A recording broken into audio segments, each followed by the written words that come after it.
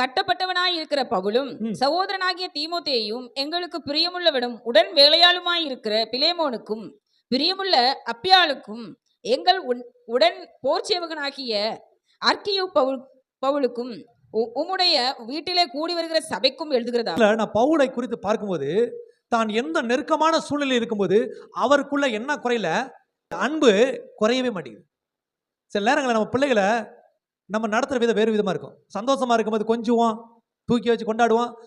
சில சிச்சுவேஷன் என்ன செய்வான், கோபமா, இங்கே வரு டென்ஷனாக இருக்கேன் போயிரு, இங்கே வரு கோமா இருக்கேன் போயிரு, இங்கே வரு நான் என்ன பிரச்சனை இருக்கு தெரியாது போயிரு, அப்படி சொல்லி நடந்துக்கிடுவோம்.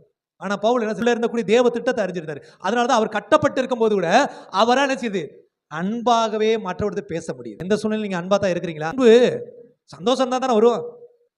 உங்களுக்கு சந்தோஷத்தில் வருவதில் அன்பு, உங்கள் அன்பு உங்கள் கிறிஸ்துவின் இடத்திலிருந்து உங்களுக்கு உருவாக வேண்டும். கிறிஸ்து இயேசு அன்பாகவே இருக்கிறார்.